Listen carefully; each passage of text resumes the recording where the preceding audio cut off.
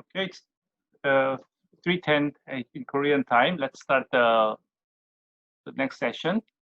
So this session will be composed by two papers, actually two presenters, both from the West Coast. So the first two papers from the East Coast, I believe two of you are on the West Coast side, and then the middle one is from Europe. So, okay.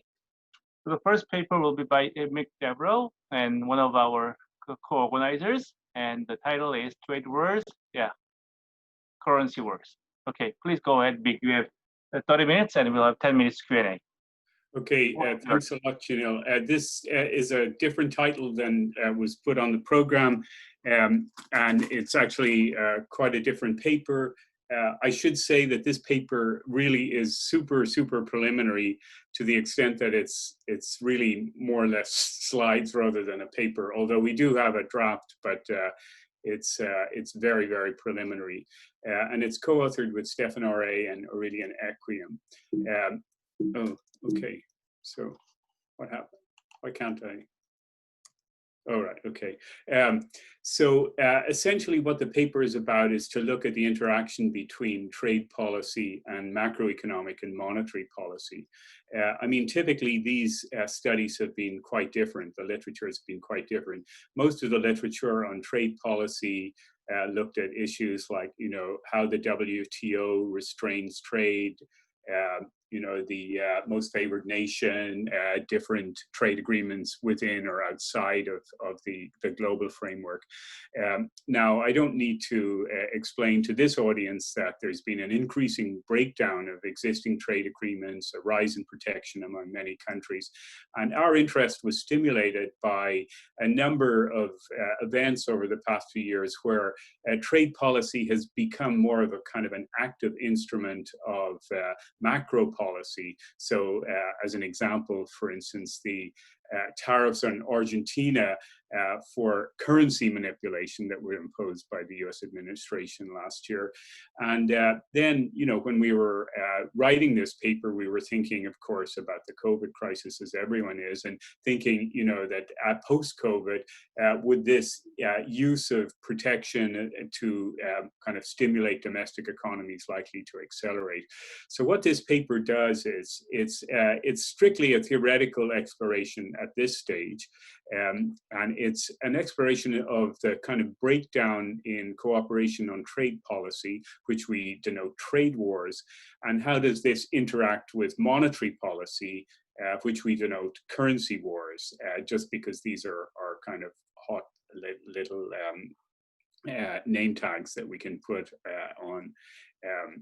So the approach of the paper is very standard. We just take a really plain vanilla two-country new Keynesian macro model where monetary policy is important because of sticky prices. And in this framework, we know that monetary policy has spillovers. So we have the potential for quote unquote currency wars. And in particular, people have analyzed the terms of trade externality in monetary policy in this type of framework.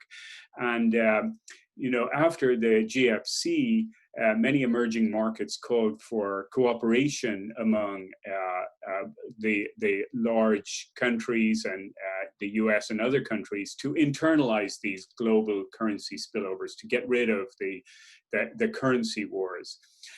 Now, trade policy also has some similarities in the sense that in our framework, trade policy is going to be setting tariffs, and this also generates terms of trade externality. So the simple question we raise in this paper is how do these policies interact? And how does a trade war affect the currency war and vice versa? And the second question is how does kind of eliminating the currency war, for instance, by internalizing these global spillovers of monetary policy, affect the trade war? So this is, a very simple, and you see that there's kind of nothing fancy about the model at all. It's just putting these two things together. We have, I think, some surprising results. So I have lots of slides, and I'm probably not going to get through them all. So let me give you a preview of the results. So what we find, like in previous literature, is that currency wars exist but have relatively small welfare costs. We also find and kind of rediscover or kind of emphasize a well-known result that goes back to Ken Rogoff's dissertation, I think, that global cooperation can reduce welfare getting rid of currency wars is not necessarily a good thing. We also find some kind of intriguing interactions between trade policy and monetary policy here. We can find in some cases very small tariffs or relatively small tariffs can actually raise welfare by dampening the currency war. Although these are relatively small welfare benefits and small tariffs. Now, our main focus is looking at the interaction between tariff setting and monetary policy. So when we move to that and look at currency wars and trade wars, we find that these things have much bigger welfare costs. And in essentially like a second best formulation, we find that this idea of internalizing the monetary spillovers or global cooperation in monetary policy, according to our model, that can have a much greater welfare costs than currency wars alone. So it's a classic kind of second best result. So global cooperation in monetary policy can have much bigger, can lead to much bigger protection. We also find quite an intriguing result when we look at when we look at a situation where exchange rates are pegged. So we take an example where one country pegs its exchange rate to another. Then we find equilibrium tariffs, the currency war in this framework, in a symmetric equilibrium, are much lower. And I'll try to explain why that is as I go through. But in this case, we also find there exists multiple equilibria. So we can have some equilibria where relatively high protection, but in a symmetric equilibrium, we have very low protection. So the literature is much too big to summarize. I should note that there's some very interesting recent papers, one by Paul and Giancarlo. I'm not going to really have time to compare our paper to theirs, but I think they're quite different. So in the questions I can answer later. There's also a couple of recent papers on currency and trade wars, which are have some similarities, but are quite different in their setup and results by Jean and Caballero and all. So the basic setup is really plain vanilla. We have a two-country model. With population n and 1 minus n in home and foreign. Preferences are just log with a disutility of work. Now, to make things work simply, we make a very strong assumption. We assume there's no financial market trading across countries. Now, to introduce financial market trading, we'd have to use a much bigger solution artillery. But I'll explain, why this helps us solve things as I go through. So the home country budget constraint, therefore, with no financial markets, is really straightforward. We consume home goods, foreign goods, which are subject to tariffs, and we receive wage income, profit income, and some transfers. So tau T is a tariff rate imposed by the home country. We have a trade elasticity of lambda. Standard CES preferences with price index. We have an optimal labor supply. These are all very standard to people who work with open economy models. Firms produce using labor and intermediate goods, some of which are imported. And we use the same consumption aggregator in this version of the paper as the CES for our final good consumption for intermediate goods. We have sticky prices with quadratic Rodenberg adjustment costs. And this is, I don't need to explain this. It's just the firm's cost minimization and profit maximization, all very standard. So now the main kind of investigation is to look at how economic policy is determined within this model. So we have monetary policy trade policy, and fiscal policy. And monetary policy is, in most of the specifications, is used to target inflation rates. So we don't look at, except in the very last section of the paper, we don't look at any Taylor rules or anything. We assume that the central bank can just choose inflation rates. Trade policy is formulated in the sense of tariffs. Trade policy is a tariff on imports that's imposed by each country. Now, fiscal policy only enters because in some cases we allow the government to subsidize monopoly firms, to eliminate this monopoly, the standard monopoly wedge. Although, as I'm trying, hopefully I'm going to explain if I don't run out of time, this can play an important role in the results. So sometimes we allow this to be to remain, and sometimes we take it out. Now, in all cases, we're looking at policy without commitment. So we look at a policymaker who chooses monetary policy, trade policy, or fiscal policy, taking future policy as given. So it's a discretionary equilibrium. Okay, now under monetary policy, we're going to look at a number of different scenarios. The first one is where countries just choose their inflation rate independently. So we just have a currency war. Then we look at a cooperative determination of monetary policy. So this is to capture the idea of trying to internalize these spillovers, eliminate the currency war. Then we're going to look at a foreign country which pegs its exchange rate to the home country. How does this affect the quote unquote trade war between countries? And in the fourth, which I'm probably not going to have time to explain, we look at a situation where both countries are constrained by the zero bound. So there's the currency war is kind of just endogenous because they don't control their own inflation rates, but we look at how that affects the trade war.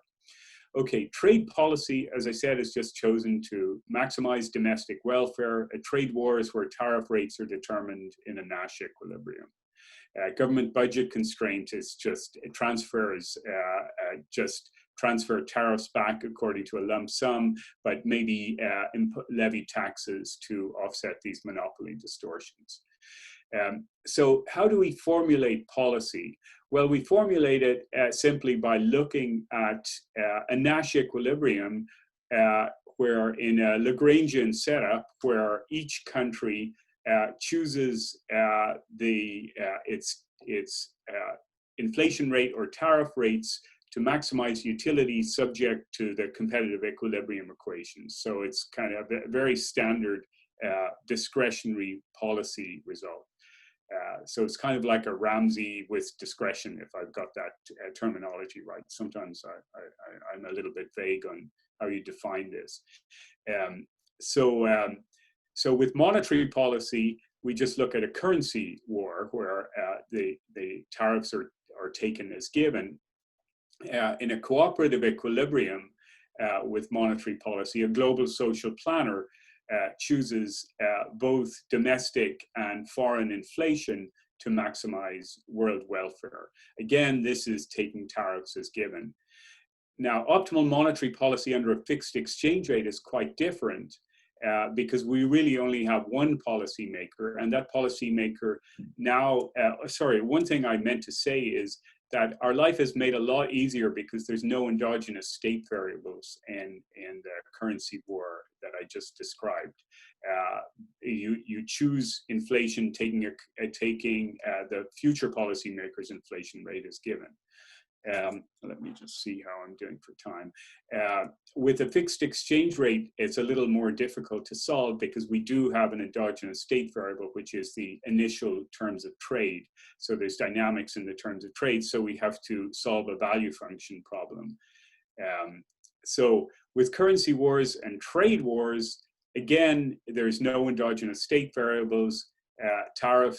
Future tariffs are just taken as given, future inflation is taken as given. So we just can define this Nash equilibrium, which policymakers solve subject to competitive equilibrium conditions, etc. How am I doing for time, Janelle? You have 15 minutes. Oh, 15 minutes. Yeah, I mean, I can give a very simple illustration of the model mechanism, which I'll try to do here. We can think of, in this, we can strip down a version of the model.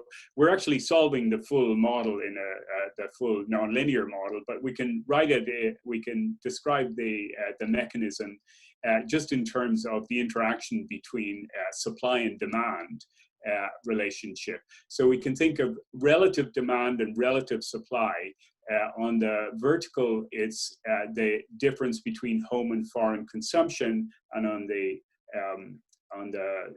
horizontal, it's the difference between home and foreign income. Now, the blue line is somewhat perversely the demand relationship, because as home income rises, home consumption rises in relative terms. The red line is the supply relationship, which comes from the two inflation equations. Now, the two policies we're looking at, as I said, are monetary policy and trade policy. Now, monetary policy comes in the form of a rise in domestic relative to foreign inflation. That will raise domestic consumption and raise domestic relative consumption and raise domestic relative income. On the other hand, a trade policy will shift up both the supply and demand schedules. And in our model for this calibration, this will raise domestic consumption, but reduce domestic income. By raising costs, it's going to be have a positive effect on consumption, but a negative effect on relative domestic income. So that is basically the mechanisms of the model. So we want to go then to look at the optimal policy.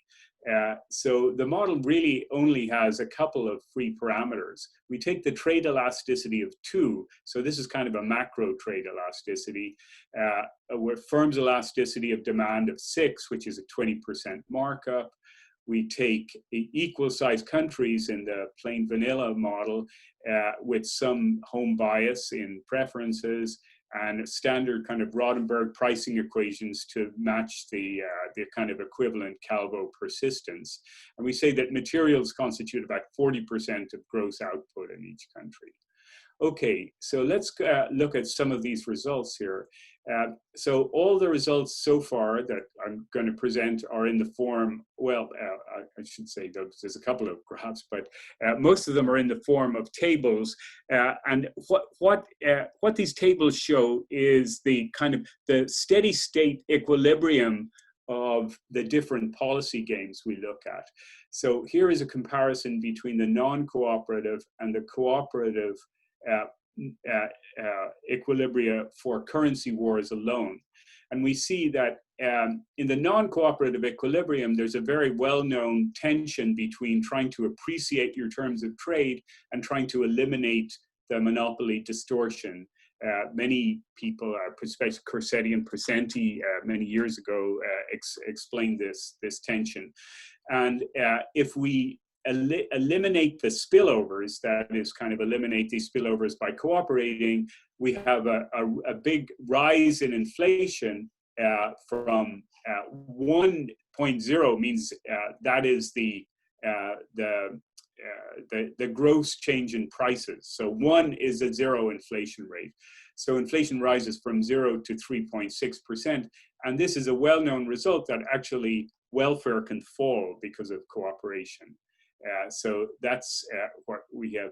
Now, if we look at the same model, but we offset these monopoly subsidies, then in the non-cooperative case, we get quite heavy disinflation because there's no monopoly distortion anymore, and the two countries engage in a currency war that is trying to appreciate their currencies, and we get about a 4.5% deflation in both cases. Now, if we cooperate, we eliminate that. So this right-hand side panel here is the first best, where we have cooperative and subsidizing. Now, the first interesting result here is that we have this currency war for fixed tariffs. And one would imagine that tariffs, if you throw tariffs into the mix here, you make things worse. Well, in fact, that's kind of not true in this. Here is the effect of introducing small tariffs on welfare in this currency war. Now, at the moment, these tariffs are just exogenous. We just take them as given. Now, on the horizontal here, we have tariff rates. As we start to increase the tariff rates, what happens is that these tariffs kind of absorb some of this, this desire to appreciate your currency to try to improve your terms of trade. And the blue line shows that this disinflation is reduced, and we have less and less disinflation as tariffs rise. And we see that there's, for this calibration, there's an optimal tariff rate of about 20%, which maximizes welfare. Now, I should say that this is for both countries. So this is not a unilateral tariff or anything. This is a tariff rate which is imposed by both countries. If we do that, we can actually raise welfare. This is kind of a first result, which shows that there's this, complex relationship between currency wars and trade wars. Okay, so let's go to the main results, which are, the trade wars and currency wars. And on the right-hand side here, we see the unilateral tariff case, where one country, which is the home country, imposes a tariff. Now we see for this calibration, the tariff rate is really high. It's 94%, which increases home welfare and reduces foreign welfare. And we see that this MathCal S, which is in the middle row there, on the right-hand side, we see that the terms of trade appreciates from 1 to 0.651. So this tariff rate benefits the home country by appreciating the terms of trade. Of course, with retaliation, this is not going to be the case. So if we look at the non-cooperative equilibrium, which is the left-hand panel there, we see that both countries in a non-cooperative equilibrium impose a tariff rate of about 90%. It has no impact on the terms of trade because everything is symmetric. Welfare falls quite considerably. If we compare welfare in the non-cooperative case, a non-cooperative currency war case, it's minus 1.63. Welfare falls here to minus 1.84, which literally speaking in this simple model, is about a 20% fall in steady state consumption. Of course, this model is not properly calibrated really quantitatively, but we can see it's a big fall in welfare. The other interesting thing is that inflation goes up when we have this currency war, because the currency war kind of, again, eliminates the desire to use the inflation as a kind of a terms of trade appreciating tool, and you focus more on the monopoly distortion. So the trade war leads to big high tariffs and also a rise in inflation. Now then, if you ask what happens if we eliminate the currency war, that is, we try to internalize these spillovers, which are kind of motivated at the beginning, then we see we move from the middle, from the left-hand panel to the middle panel, and we see things get even worse. So cooperation leads to, in this calibration, to a huge increase in the trade war, going from 90% tariffs to 170% tariffs, and a further increase in inflation. So this is, a classic kind of second best result. By cooperating on the currency war, you make the trade war way worse. So it's kind of a super Rogoff result. So that, saying that internalizing spillovers does not benefit you.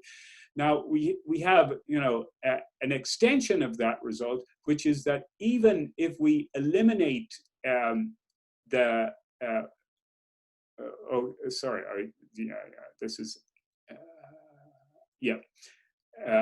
so sorry, these two slides are just kind of showing what I said in words before, that the cooperation is very bad.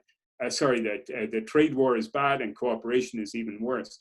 But we have, a kind of a second result, which is that even if we eliminate these monopoly distortions, so that there's no kind of incentive for firms to try, for the central banks to try to inflate away these distortions, we find that cooperation can still lead to worse outcomes. So it's kind of a Rogoff result without even the framework that Rogoff used. So there's no kind of there's no domestic distortion here. But even without that, we find that internalizing these spillovers is a bad idea. Now we can talk, we do a bunch of kind of varying parameters, but I don't have time to go through those. Suffice it to say that one result which we find interesting is that a productivity improvement for one country, according to our model, actually leads to a significant fall in that country's tariff relative to the other country. Essentially, the kind of elasticity of demand changes so that its optimal tariff falls. And a productivity improvement in some cases can lead to an immeasurizing growth result. In this case, it does not, but we find that productivity improvement is more beneficial for the foreign country because of this endogenous movement in trade policy. We can compare the trade and currency war equilibrium to just a standard kind of trade war where we don't have any monetary policy.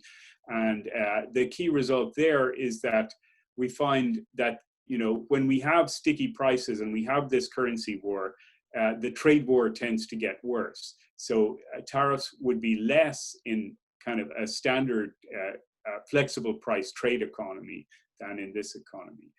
Now, let's, in the last minute or 2 minutes, I guess, that I have available, let's look at the fixed exchange rate case.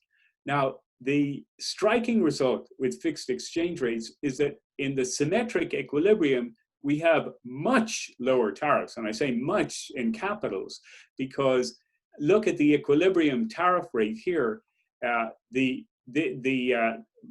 left-hand panel is just the fixed exchange rate with where the domestic economy, the home economy, chooses the inflation rate, and the foreign economy basically pegs to the nominal exchange rate. We have a symmetric equilibrium where the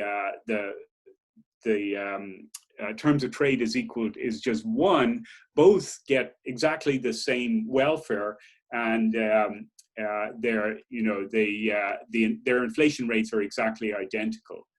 Now, we can always also have a symmetric equilibrium with a trade war, but you can see on the right-hand side there, the 2 red numbers are the tariff rates in this trade war. The tariff rates are 4%. Now, recall that according to this calibration, in the currency and trade war, in the baseline model, the tariff rates were 90%. Now, what accounts for this difference? Well, the basic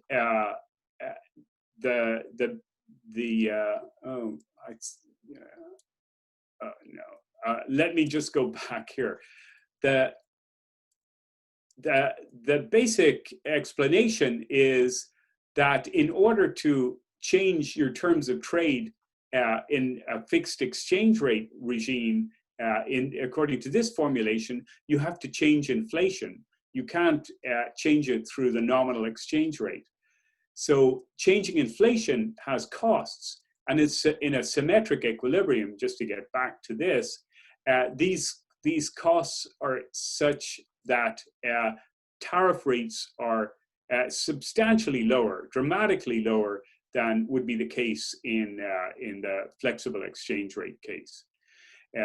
Now, in previous work with Stefan and Aurelian, we actually showed some empirical support for this idea that protectionism is less extreme in fixed exchange rates, but I'm not going to kind of discuss that now. But one major qualification to this is that we find in this fixed exchange rate case, it turns out this symmetric equilibrium is not unique. There are multiple asymmetric equilibria conditional on the initial terms of trade. So we can have equilibria where the terms of trade is advantageous to the foreign country. That leads the foreign country to be more protectionist than the home country, which basically supports and leads to a self-fulfilling equilibrium where the terms of trade continues to be advantageous for the foreign country. We can also have an equilibrium where the terms of trade is advantageous for the home country and it is more protectionist. So essentially we have the possibility for a continuum of equilibria conditional on the initial value of the terms of trade. So I think I'm probably totally out of time. We have a case where we look at the zero lower bound. We show that on the zero lower bound, countries are more protectionist, about 50% more protectionist than they would be in the baseline model. Now, just the last point I'll make is that, you know, these are tariff rates that come out of a standard macro model. As I said, the model is very simple, but the calibration is pretty standard, you know, with standard elasticities that are used in open economy models. And we find that these tariff rates are really super high. Now, are these reasonable? Now, what we can show is that, you know, there is a possibility that, you know, equilibrium tariff rates are much lower if we move from, you know, a standard one-shot Nash equilibrium to a sustainable equilibrium in the Chari-Kehoe sense. But this depends a lot upon the time discount factor of government. Now, in the model, we find that with a high enough time discount factor, this sustainable equilibrium should be able to sustain free trade. So that raises kind of a puzzle. Why do we see these trade wars? You know, why does this, you know, one-shot Nash equilibrium, you know, why are we moving towards a one-shot Nash equilibrium? So that's a question we can't explain with this model. But they're you know, the kind of bottom line is that we don't need to be that the model doesn't necessarily produce tariffs that are at this super high level. We can have a range of equilibria. So the conclusions then, the paper is still super preliminary. We haven't done a lot. This is all we've done so far. The conclusion, trade wars are bad, and currency war interacts with trade war in some surprising ways, and the exchange rate regime can matter a lot. So merci, thank you, kamsahamnida, and for all the Irish in the audience, Gaurav Mila Mahagat. Okay, thanks, Mick. So okay, let me start with Ipe questions. Okay, thank you very much for the fantastic presentation. And I would like to relate your findings to the gains from trade in the trade literature. So that, as you know, you are using the CS system. So that I think as shown by the Arkolakis and the Costinote and the Rodriguez Santa Clara. So that the gains from trade depends on the import share and the elasticity of substitution. So if the elasticity of substitution is really high and the import share is small, the gains from trade is small. So that I think your result must depends on the steady state import share and the elasticity of substitution. So I wanted to see the tension between a currency war and the trade war through the import share and the trade elasticity dimension. So that's my question or comment. Yeah, I mean, if we have much higher elasticities of substitution, of course, tariffs are going to be lower because the kind of implicit monopoly power over your terms of trade are lower. So you know, a lambda equal to 2 is very, very standard in open economy macro models. So we've kind of, you know, made this, you know, we started with this. We could, you know, we could extend the model to allow for this. The import share, in fact, I think I have a slide. It doesn't really matter all that much.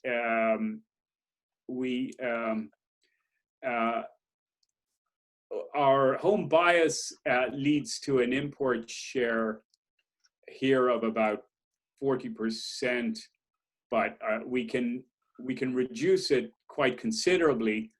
Oh yeah, here, yeah. So if we this is this epsilon parameter here, we can see that raising epsilon leads to tariffs to fall from 92% to 88%.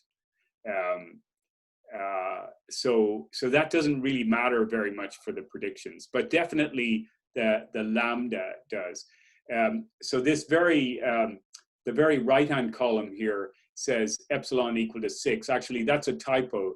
That should be epsilon equal to 11. So our 6 is the baseline, but if this is 11, we can see that the tariff rates are going to be 94%. So they're still pretty high. But of course, as if epsilon goes way up, then tariff rates will tend to fall. So. And also the intertemporal elasticity should matter as well. So at the moment it's substitute, you know, foreign and domestic goods are substituted. But if the intertemporal elasticity of substitution becomes larger, then it can be getting more like a complement. So I thought that parameter can be also important. Yeah, I mean, we just have log consumption. Yeah. Here. So we could easily change that. What can't be easily changed in the model is opening up to endogenous wealth dynamics. We need a much bigger kind of solution artillery to handle that.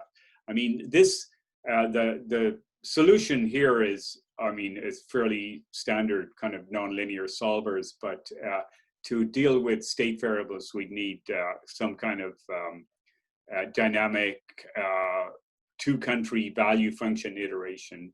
I mean, that's we're kind of moving towards that, but at the moment we don't have it. Okay, thank you very much. Okay. Anybody else? So Mick, so I worked on monetary and fiscal policy on one country setting, and I know how difficult it is. And you work multi-country, 3 policy settings. When did you first? I mean, I don't know. You have been thinking about it for a while, and that this is the perfect timing, due to both Mr. Trump and the coronavirus. So. Okay, so we had this paper about 2 years ago. I think Paul probably saw it in a conference where we looked at you know, different implications of protectionism and kind of business cycle influences on protection, and that was a paper or a revision of that we submitted to the conference. But one of the referees of the initial paper said it doesn't make any sense that you were looking at how trade policy varies over the business cycle without looking at monetary policy as well. So we've tried to figure out how to include both of these things together, and it took us a long while to figure out how to do it in a convenient or doable way. And so this is anyway. This is what we came with. Impressive. Okay, so let us turn to the second paper of the session. Right. So Paul, the floor is yours.